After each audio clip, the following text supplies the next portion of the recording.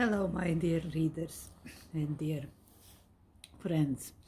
I invite you to coffee stories with cup of coffee.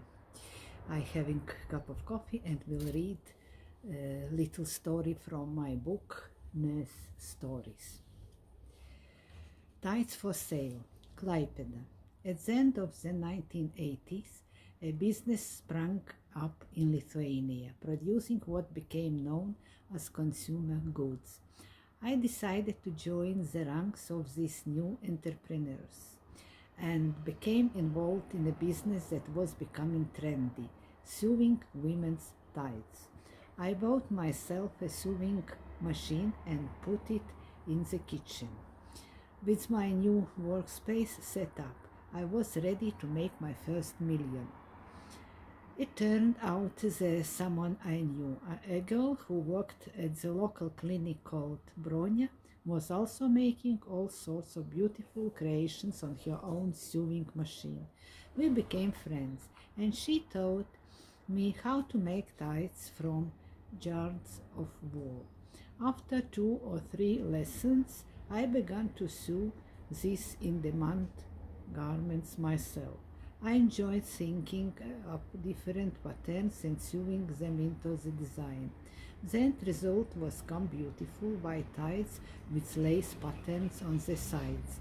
But every woman in Klaipeda already had tights like those. Where could I find more legs to put my creations on? My mother wrote to a friend of hers, Oля, who lived in Almaty, present-day Almaty, in Kazakhstan.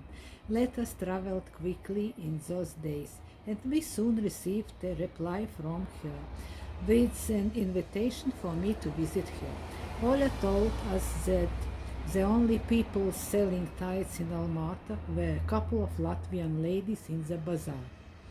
Here was my chance to start an international business.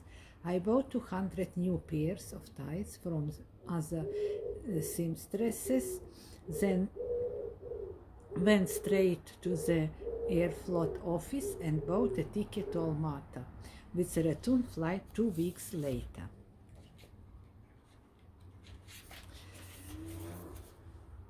The day when I would become an international businesswoman arrived. It began with a journey from Klaipeda to Vilnius airport and a flight from Vilnius to Almaty, with 4 stops in Moscow, Tula and 2 other towns. I don't remember which ones, but I do remember that it was February and freezing cold.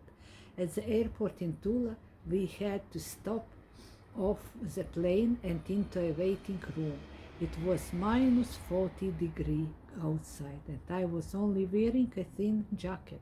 I had never been too cold in my life. Continue with this story will be next week. See you then, and have a lovely and nice cup of tea or cup of coffee.